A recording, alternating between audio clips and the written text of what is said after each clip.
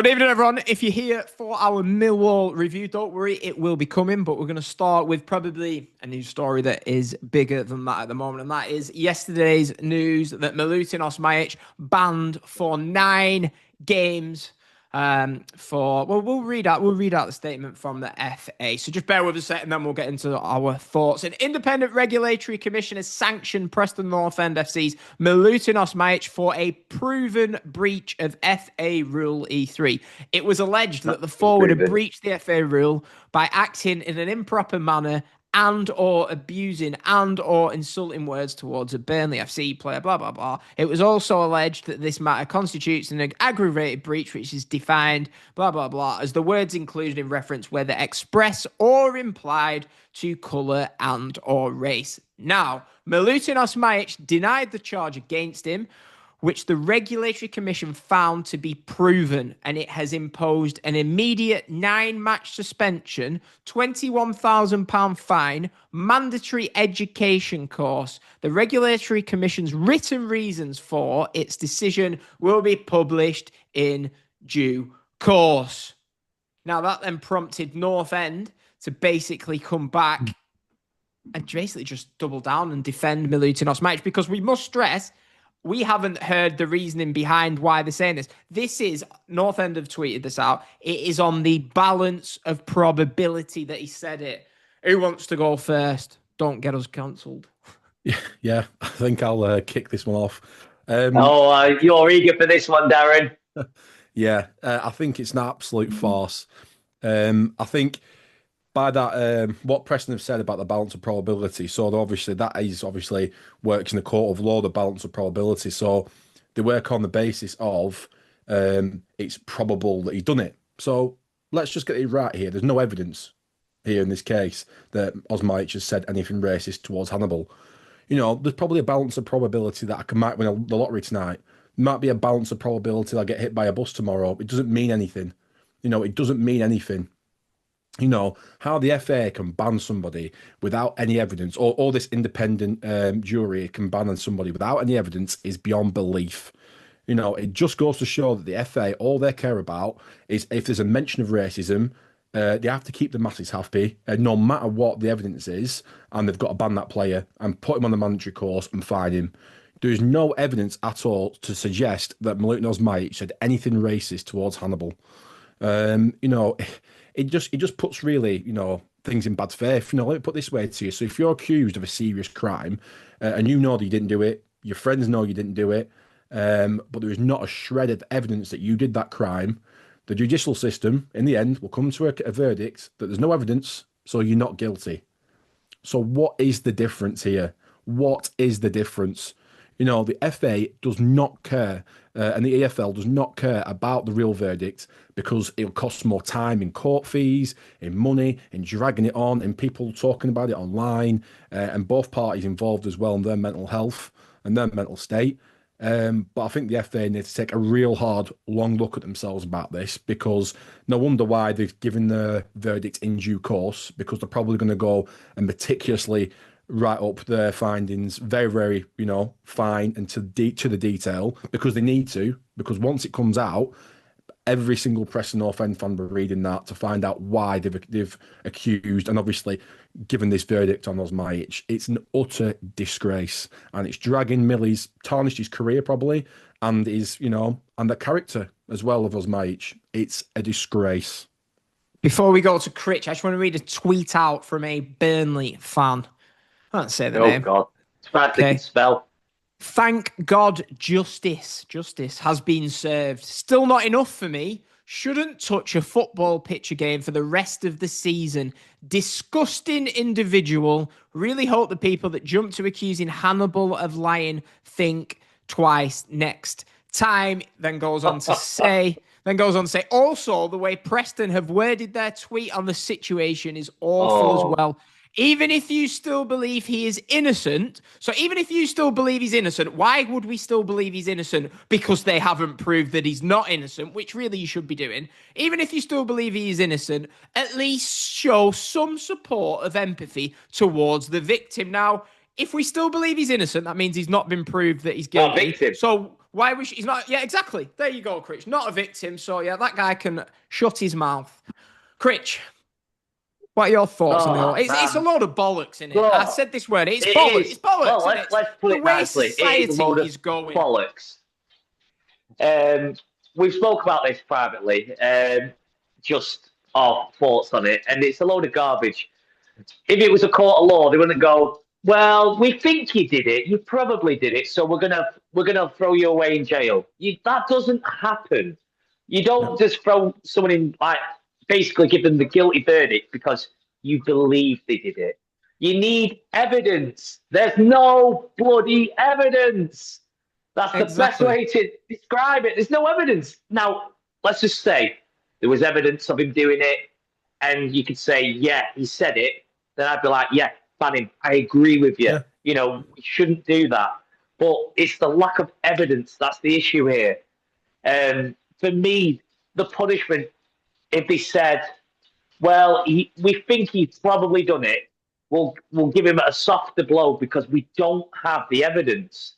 So if we give him like a 3-match ban or a 4-match ban or something along them lines, the punishment they've given him is the punishment of a guilty man, like a man who did it. And there's no evidence there to say he did it.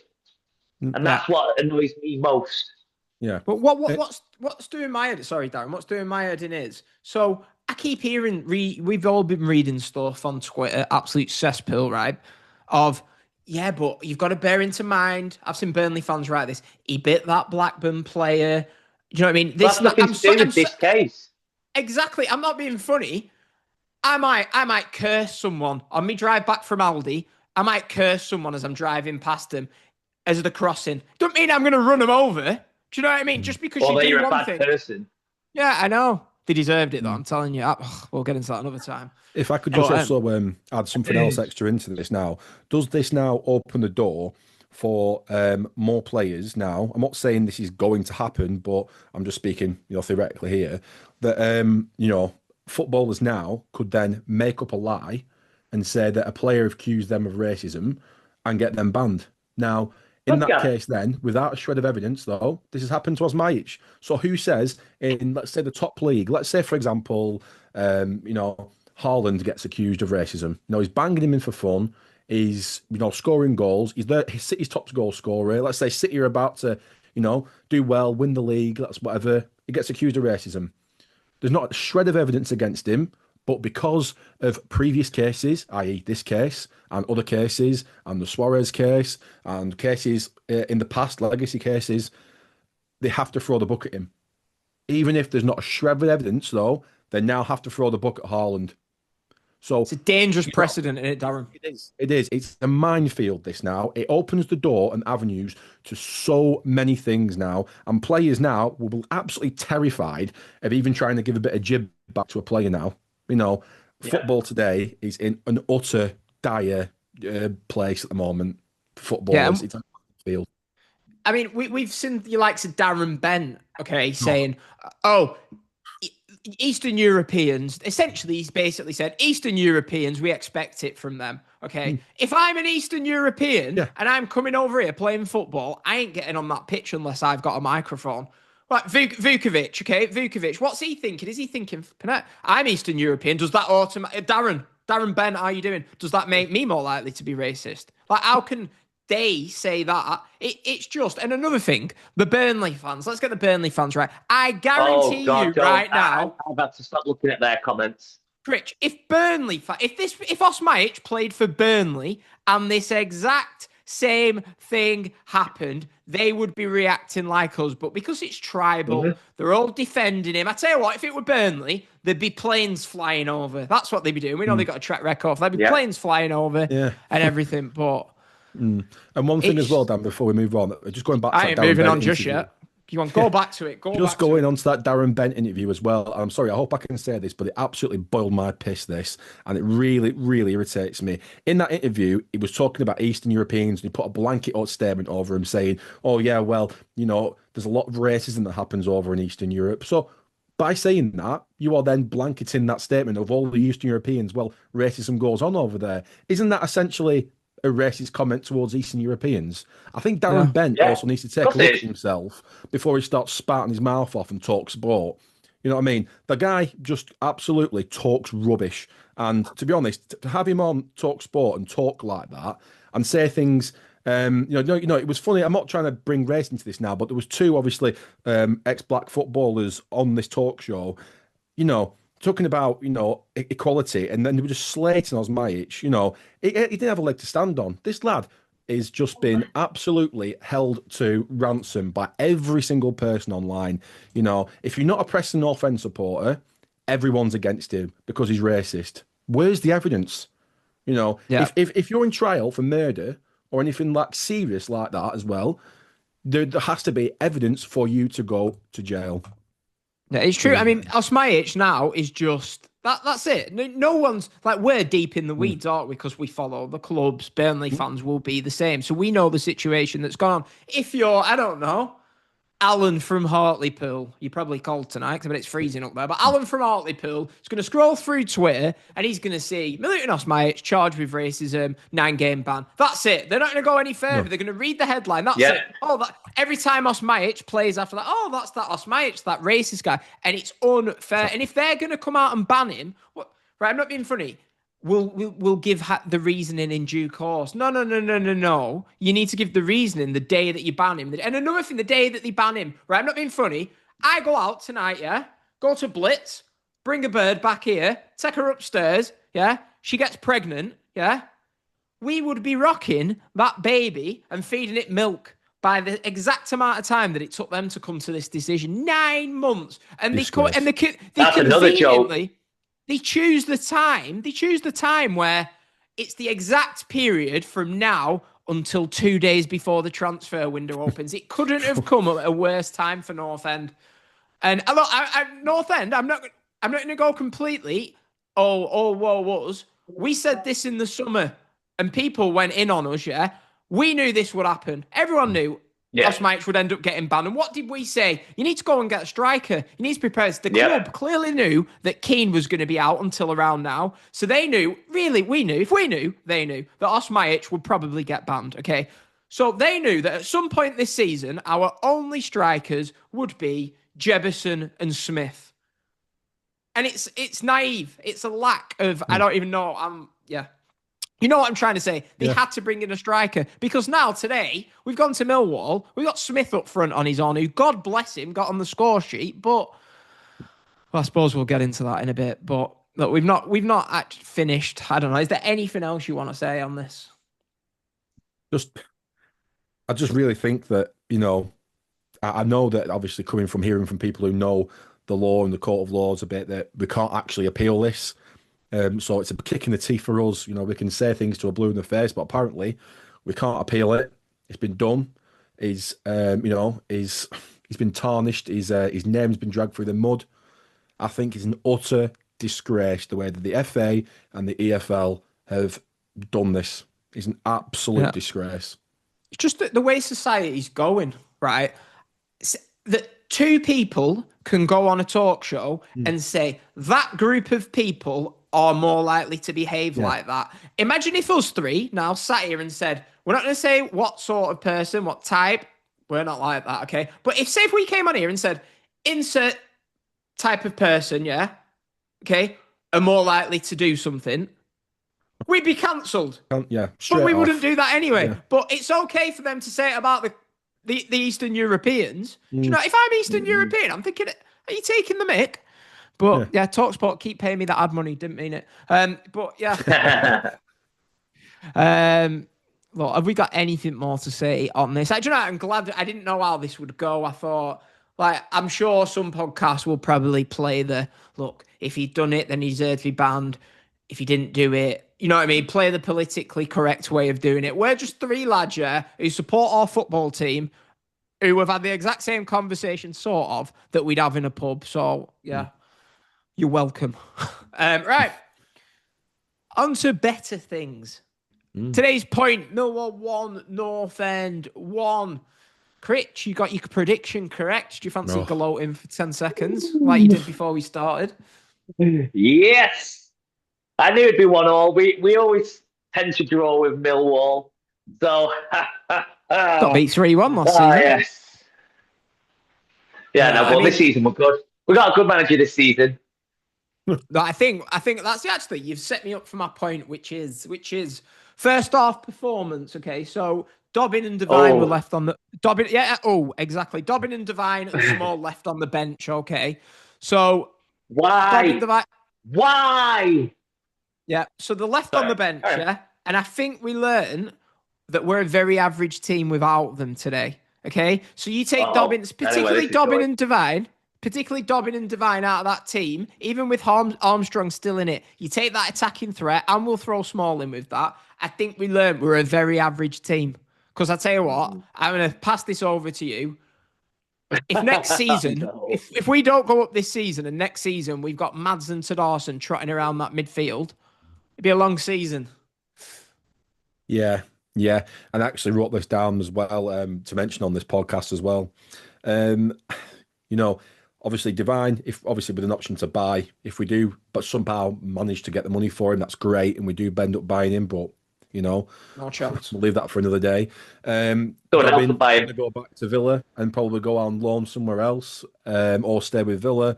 And Armstrong will be in the Everton squad next season without a shadow of a doubt. Yes, and it's all that old thing again. Well, Preston we'll find some decent loans again. We'll go to a Premier League club again and we'll get some decent loans in. But again, we'll start this cycle over and over again, won't we? Where we get loans in, we're starting doing well, in love with them, table, and then we don't necessarily always get there and we struggle to gel again. We need to start.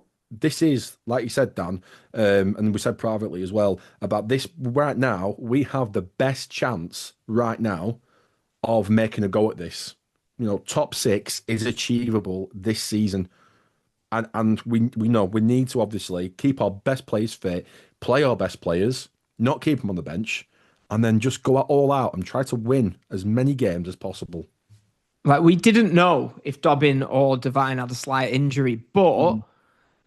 We just need to make sure Dobbin, Devine are on the pitch as much as possible. Like you said, we ain't going to get a chance like this. I know people will say, we can bring in players next season. That's true. But for the last 9 years, we've not collectively had 3 quality players. I said this on the Patreon episode, if anyone wants to listen, www.patreon.com/NorthEndPod. Enter the raffle for the 3 shirts. Sick of saying it, right? But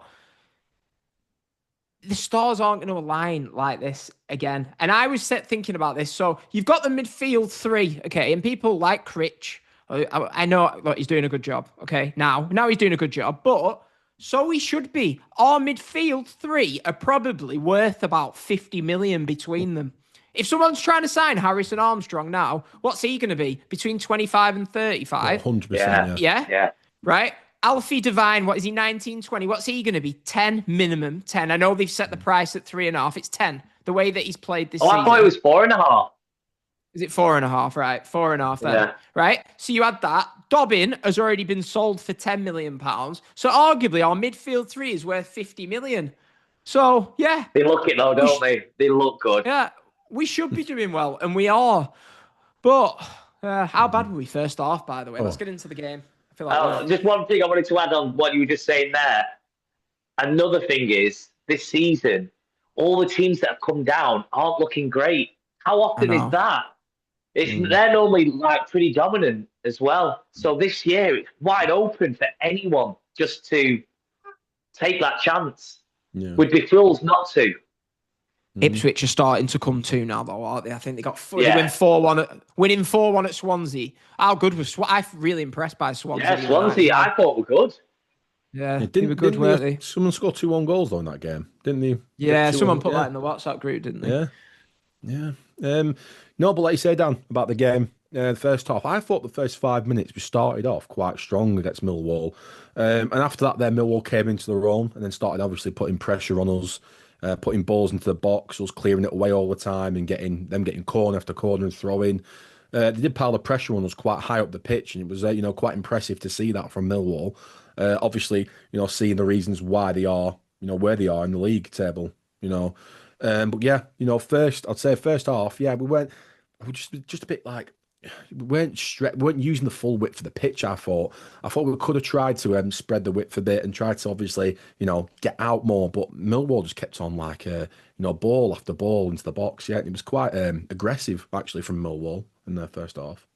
Yeah, they must have been wondering how they didn't go and winning at half time. Smudge with the opening goal. They finished, really. I know you hate numbers for strikers, but that's 3 league goals this season for. Nice, well, it's decent, isn't it, for an old boy? Just I'm sorry, Arsenal scored. Get in. Right, go on, carry on. Hey, no worries. Yeah, Freeze. How do you like being interrupted? I said at the start of the season, we'd be lucky if Jebo and Smith and someone else got like 6 between them. I think they've already got it. Super. We've got Jebo and Smudge. Imagine Jebo, the link-up play between them two today would have been phenomenal. But they obviously candid us that goal, didn't they? The starting lineup was wrong again today. I don't understand why he lined up like that without that attacking midfielder threat again. I would have played either Divine or Dobbin, just someone there behind. But he made the changes, and that's when it all changed. Yeah, I know it's no coincidence, is it? It's like people are saying, I'm saying to you, Darren, I won't put it quite how I'll put it to you, but he's 22 years old. He's 22 years old. He played 58 minutes last Saturday and 53 minutes midweek. And everyone's like, oh, God bless him. They must be shattered. I said this on my... They want to try window cleaning for 40 hours a week in the pissing down rain. We'll see who's shattered then. I don't know if any of you two actually heard the actual Paul Heckingbottom comments on that, because he was questioned why he left them out. No, I've not heard this. Was he? He said that tired minds. He said if you've got a tired mind, you will then initially play tired.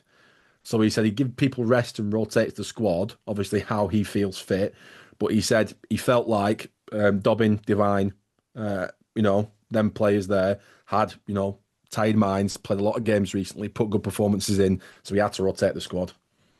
They've got 2 weeks off coming up.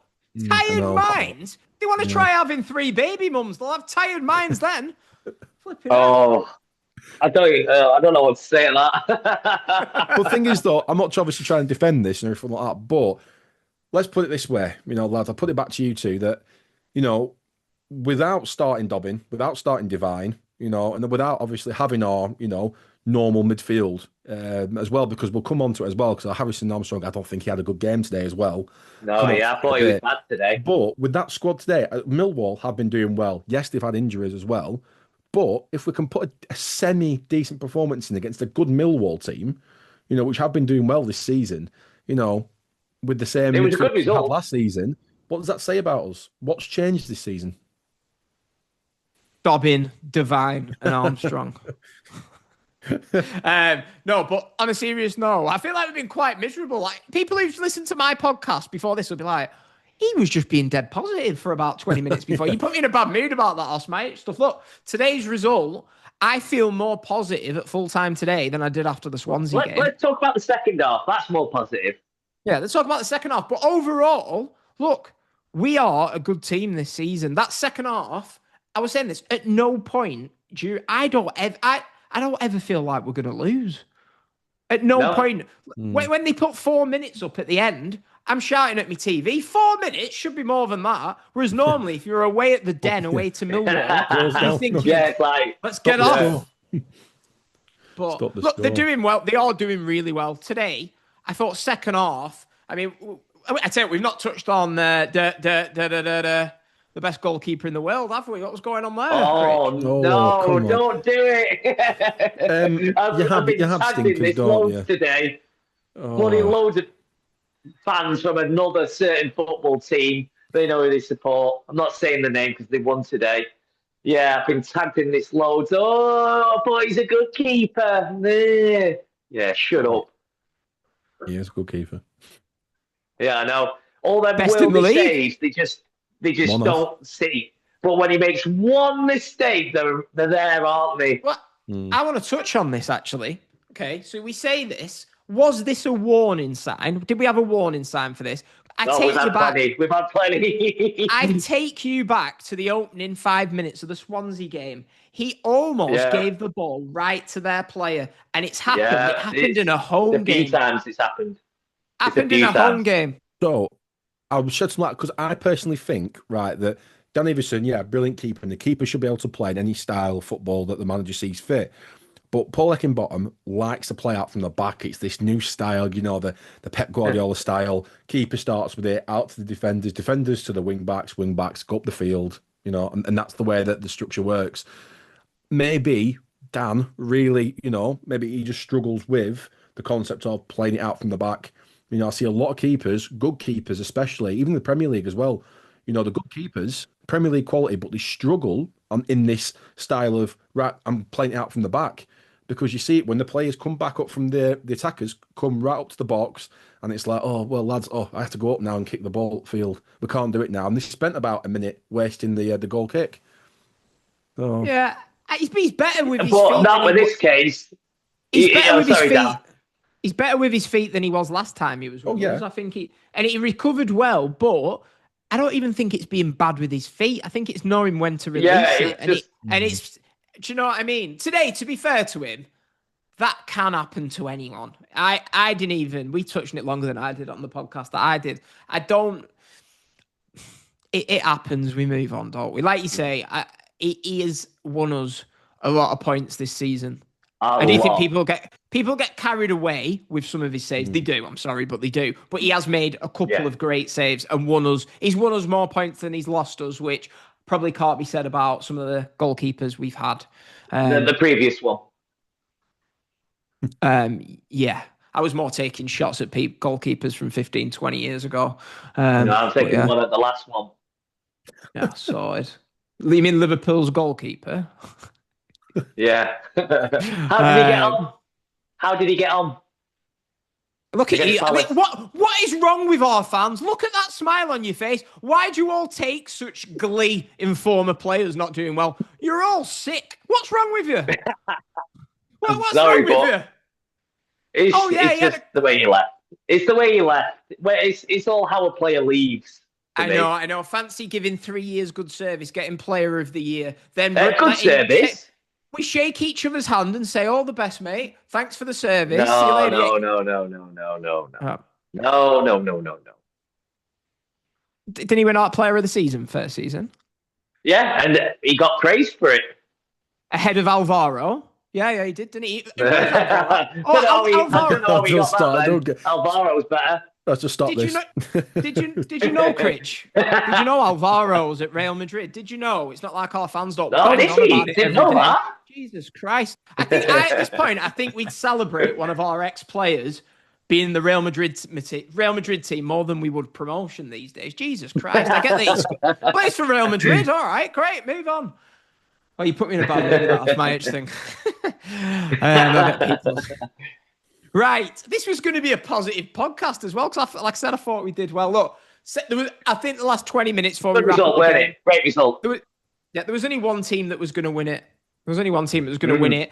When Small's shot, it went through the keeper. Can we give Small a bit of praise as well, by the way? Because I think we've pointed out when he's been really naive defensively, he obviously wasn't playing. He was playing a lot further forward when he came on. No coincidence. I think he had the biggest impact of any of the subs. He is so good going forward. Part of me thinks if we were playing 4-4-2, we would see the real best of him. I think he looks really good going forward. He was good today.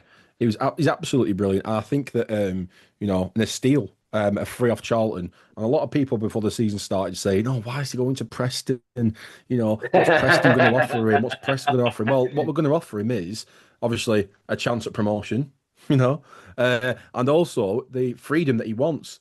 Because the lad, in an interview said he wants to get to the Premier League, he wants to play for England, he wants to do his country proud, and at Charlton he was not held back a little bit, but maybe not utilised to his skill set as well. It was mainly used as a defender, And was he? I always thought he was a bit of an attacker. Yeah. Well, not really. You utilised him more like, as more of a, like we do play like a right wing back, but You know, give him the freedom to go and beat players. You know, it wasn't really that much at Charlton that he actually, you know, went past players and, you know, used trickery and skill and, you know, and a bit of flair. But with here, it's like, right, go on, you go out, you beat that player. And we're seeing that. And obviously, and he's giving us the goals. And he's giving us the goals as well. That goal against Swansea. He's brilliant, you know, and he's only going to get better as well. Yeah, I mean, Darren, it's all that's well and good, isn't it? But in 3 years' time, when he's let his contract wind down and left us, he'll have people like Critch hoping that he breaks his leg. He'll be like, "Oh, I hope he breaks his leg." He's a scumbag. Why is he leaving us? How's Small doing in the Premier League now, Dan? I'll be like, Jesus Christ. I'm surprised, Critch. You're not sat there fuming that Alvaro's doing well. Fuming. No, every praise for the guy. He left in the right way. I tell you what, I bet you're. I want Seth to do well. I bet you're glad Rob Edwards ain't our manager. Can you imagine the abuse he'd get after leaving to go? Hey, if I were manager of Middlesbrough and Wolves came along, offered me £1 more, I'd be like, "Look, Borough, see you later. Have a good day. Business, innit? Jog on." They're after Alex Neil, aren't they? Yeah. Shame they're not after another manager in the Championship who's doing well. No, I'm joking. I'm joking. He's too good for Middlesbrough. He won't be on their radar, really. Not a big enough name. I wonder why they don't go for another manager in League One. Do you know what? I was recording the podcast that I was doing before Critch, and I looked to my left and Exeter had equalised. And I was like, I said, Critch will be buzzing. I actually don't know the score today. How did they get on? I don't know how it finished. They were drawing 1-1 at Exeter. Oh, well, they would have had their one shot on target, a better game. So Critch's weekend's been checked off. Ryan Lowe didn't win. Emil Reese didn't score last night. I haven't checked his. Hang on, I'm going to have to look at the score now. I'm looking at the score. Yeah, there you go. We're not a Preston North End podcast, are we? We're just like, we talk about ex-players. Ex-player watch. Yeah, I know. Ex-player watch. We need a section on that. Yeah, what, the entire show? We don't. The entire show just watching it. Oh, well. Oh, yeah, it was 1-1. 1-1, right, great.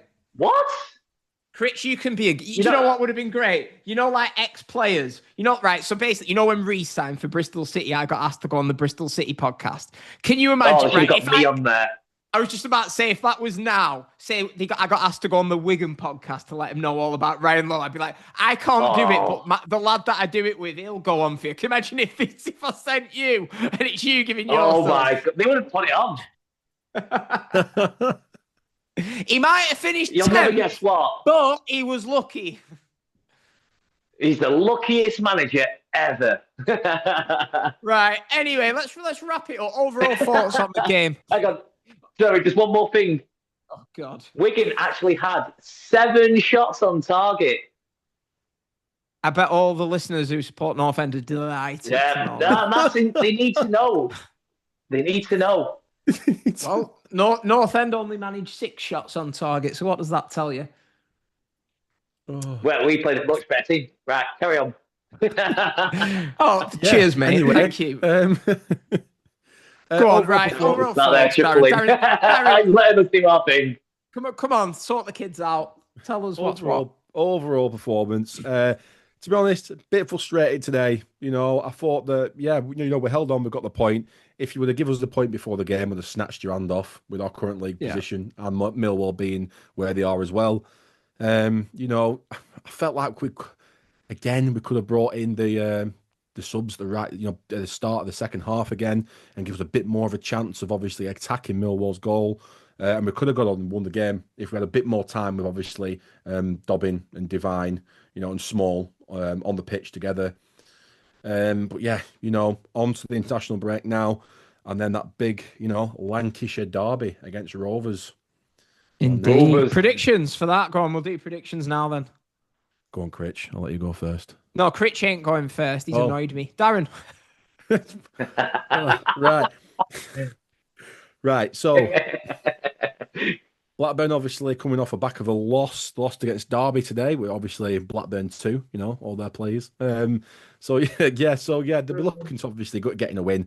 They will be trying to throw everything at us, but I think that us at home, our home record, I think we'll be right up for this. If Jebuson's fit again, obviously a couple of players coming back from injury. I hear Paul Valentine's coming back from injury as well, which is a massive boost for us because he's a brilliant player.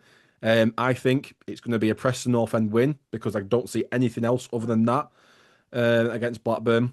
I think it's going to be, I am going for a 3-1 Preston North End win. A big Derby Day win. Yeah, we'll kill it. We'll kill them, won't we? We will easily beat Blackburn. I've no doubt about it. Easy. I think they'll have a rude awakening for just how good we are. I'll go 2-1, but if we start all the big three, we'll smash them. But I'll say 2-1. I'm going for an exciting game. I'm going to say 3-2 now. I was going to say 3-1, but I can't say the same. Right, so we've got 3-1 Darren. I've gone 2-1. Critch, you've gone 3-2. So, yeah, Blackburn fans, prepare yourself. You're about to get battered. Right. Anyway.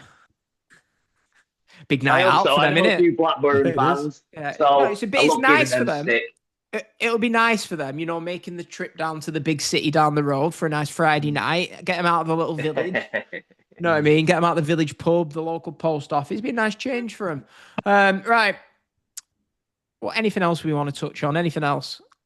We've done predictions. That's it. Man of the match. Who's man of the match? I found this hard to pick on mine. Oh, yeah. Really hard to pick. Oof. Do you know what? Today, I'm going to say it because I did think that he put a decent performance into that. I know that it was a bit, letting him off challenges off. And, I think when he's been called upon, he's done well so far for their injuries. And I'm going to give it to Liam Lindsay today. Oh, yeah. Yeah. He's been called upon because of injuries. He's come into the squad. And, have we lost any since he's come in? Do you want me to read out my ratings quickly? Well, I've got them in front of me. Yeah, go on. Right, so Everson 5. I thought he recovered well. Do you know what I mean? But he cost us the 2 points. I hate to be brutal, but he did, and he cost us 2 points. So he has won us more than that. Offia 6, Story 7, Lindsay 6, Hughes 6, Lewis 6, Whiteman 7. Thought he was the man of the match for me. Armstrong 5. Yeah, I was going to say Whiteman's. Yeah, to Dawson 6, Mads 5, Smith 6. So I only won 7, so to come away with a point and play reasonably. I thought the better players. For me, I don't give ratings if they don't play longer than a half. I'd give Small man of the match. I thought he was brilliant when he came on. But yeah. Anyway, if you want to hear more match ratings, do you like what I did there? This is why I read it out. So if you want to hear more ratings, basically myself, Darren, and Critch, if we allow him on this podcast. As long as he promises to not talk about, there's no Wigan talk, there's no Bristol City talk, there's no Woodman talk. I'll keep quiet. We're going to run through every player in the North End squad this season and give them a rating out of 10 for how they have done so far this season. The audio will be available for early access on the Patreon, so head over there. And yeah, it will be on YouTube. We'll probably give this episode a few days to sit and I'll have it out during the middle of next week. So yeah, look forward to that one. I've done a few of these last season. Us three, I nearly said a threesome, but us three together have never recorded one. So I think this will be a really good podcast.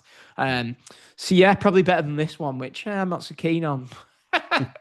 We were miserable. Me, I'm ruining it. No, I don't mean that. I mean, we were miserable, and I feel so positive after today, but I don't think it's come across. It might come across as negative, but I do feel positive. It feels like we're such a hard team to beat.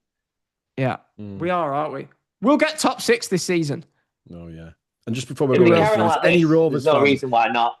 If there's any Rovers fans listening to this podcast, getting ready for obviously the game, obviously the big game, their big day out, just be prepared because we're not the same team as last season.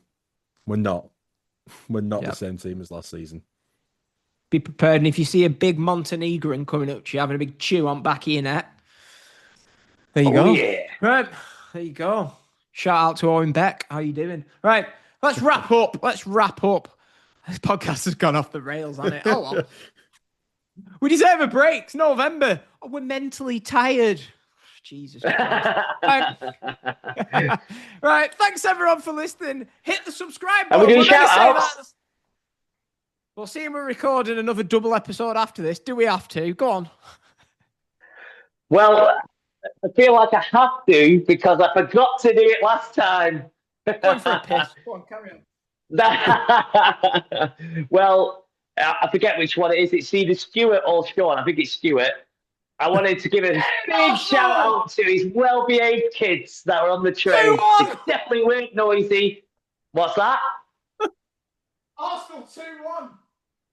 All right, who cares about that?